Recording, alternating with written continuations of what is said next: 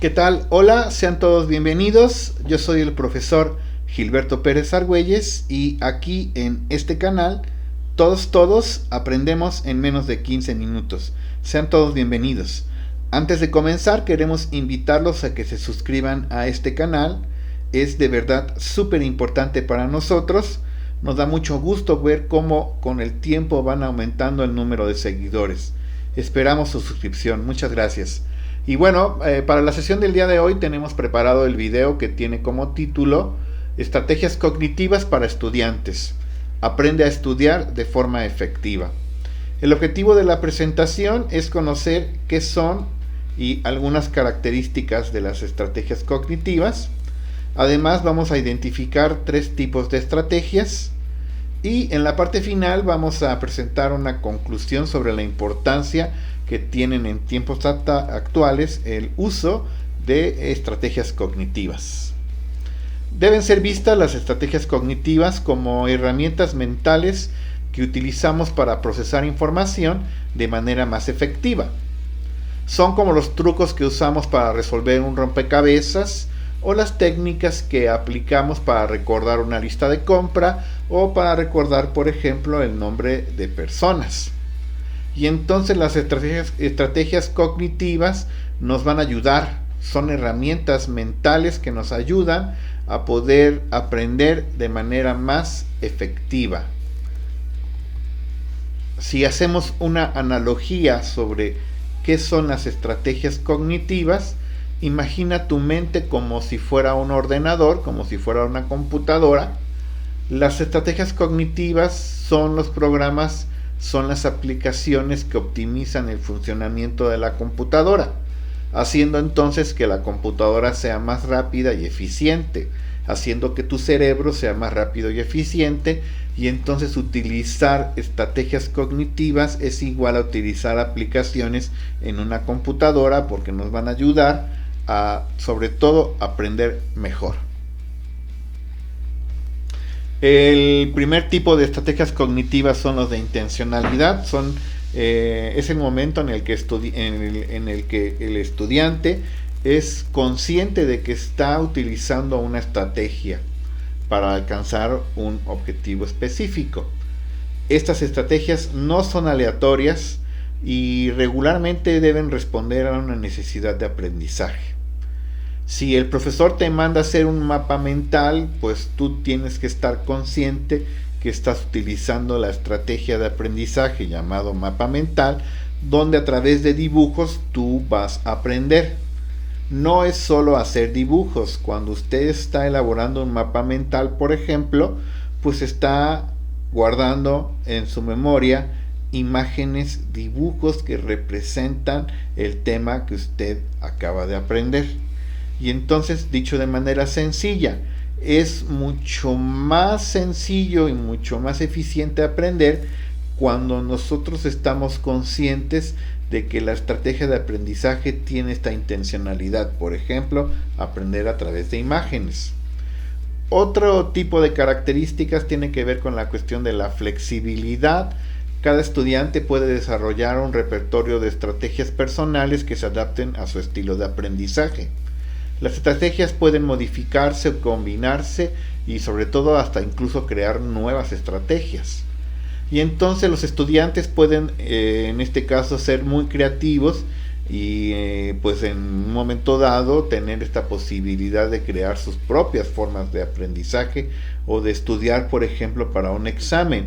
En algún momento algún estudiante me compartía la estrategia de que él grababa en un audio de su teléfono, grababa sus apuntes, los comenzaba a leer, ¿no? Grabándolos, y después me decía él, los escucho con mis audífonos, escucho mis apuntes, escucho mi voz, ¿verdad? Leyendo los apuntes, y con esto de cierta manera me has funcionado. Y así como esta hay 4000 estrategias. Lo importante es que te funcione, que te des cuenta de que cuando aplicas esa estrategia te va bien en los exámenes, por ejemplo. El 3 es mejoran el rendimiento. Así tenemos esta cuestión de algunas estrategias que van a fomentar la reflexión sobre los propios procesos de aprendizaje. permitiendo, por ejemplo, a los estudiantes tomar decisiones más informadas sobre cómo estudiar. Y entonces nosotros tenemos que darnos cuenta o pensar que si hacemos un acordeón como estrategia de aprendizaje, como estrategia cognitiva para estudiar para un examen, pues habrá que reflexionar si realmente esta forma de estudiar nos está rindiendo frutos, si es válida. Al final muchos estudiantes elaboramos un acordeón como estrategia, no lo sacamos tal vez en clase, ¿verdad? Y lo utilizamos como una estrategia de aprendizaje. Ahora veamos en este caso algunas características. En este caso las estrategias de elaboración sería una característica, sobre todo la posibilidad de relacionar la nueva información con conocimientos previos. Por ejemplo, cuando estudiamos historia, pues tenemos que ser capaces de relacionar un evento histórico con una situación actual. La imagen que estamos observando nos sirve como ejemplo. Es una manifestación en la Ciudad de México donde las mujeres salen a manifestarse porque se les criticaba mucho por el uso de la falda. Perdón, de la minifalda, quiero decir. Y entonces aquellas mujeres enfadadas toman las calles y manifiestan que pues, no tiene nada que ver con ellas y que el uso de la minifalda pues incluso puede ser hasta una forma de expresión. Y si esto lo empatamos con tiempos actuales, pues obviamente nos vamos a dar cuenta del por qué existe este machismo intenso en nuestro país, donde todavía en tiempos actuales sigue habiendo personas que critican el uso de la minifalda. Vamos con las estrategias de organización.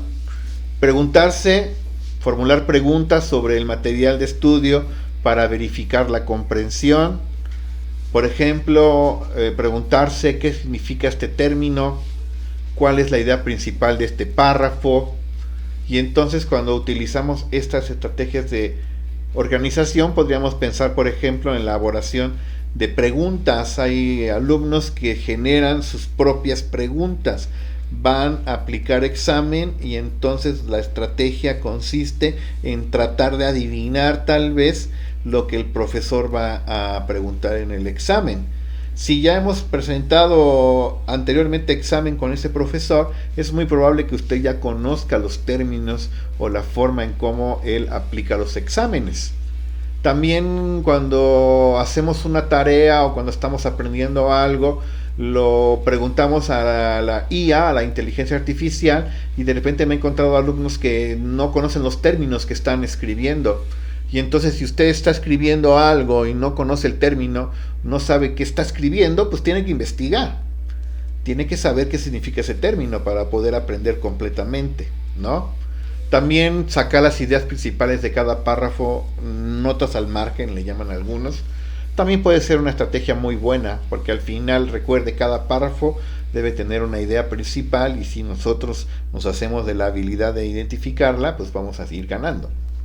3. Las estrategias de apoyo sería otro tipo de estrategias cognitiva, y entonces son aquellas donde vamos a anotar las ideas principales y los detalles relevantes durante una clase o por ejemplo cuando leemos un texto. Resaltar, utilizar colores o marcadores para destacar diferentes tipos de información es una cosa que va a ser muy útil. Si usted hace apunte y entonces hay subtemas, hay que ir distinguiendo los subtemas con alguna tinta, con algún plumón, y eso entonces nos va a ayudar como apoyo para poder entender que existe esta división de la información en mi apunte. Tomar notas, escribir, ¿no? Por ejemplo, algunos puntos, algunas notas cuando estamos tomando clase es súper importante y es de mucha ayuda porque al final está usted escribiendo lo que está entendiendo y entonces si está escribiendo pues está entendiendo. Y bueno, vamos cerrando. Como conclusión podríamos decir que las herramientas cognitivas son herramientas poderosas que nos permiten aprender de manera más eficaz y eficiente. Son personalizables porque cada persona puede encontrar las estrategias que mejor se adapten a su estilo de aprendizaje. Y entonces algunos aprenden a través de dibujos, ¿no? He tenido alumnos que se acercan y me dicen, es que me aburre estudiar, no me gusta leer lo que estoy estudiando, y entonces me quedo dormido, no pongo atención, y entonces propuestas distintas sería, por ejemplo, hacer dibujos, ¿no? Dibujar lo que estás aprendiendo, lo que estás estudiando, es una alternativa de las muchas que nosotros podemos tener, con la cuestión sobre todo de tener claro cuál es la forma en la que yo aprendo mejor, ¿no? Con esto terminamos. Muchísimas gracias por su atención. Agradecemos muchísimo que usted ya se haya suscrito a este canal. Sean todos bienvenidos. Y nos estamos escuchando y nos estamos viendo en los siguientes videos.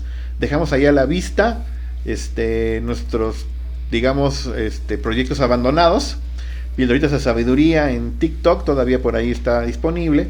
Y tenemos un podcast en la plataforma de Spotify. El podcast se llama Historia de México en Corto.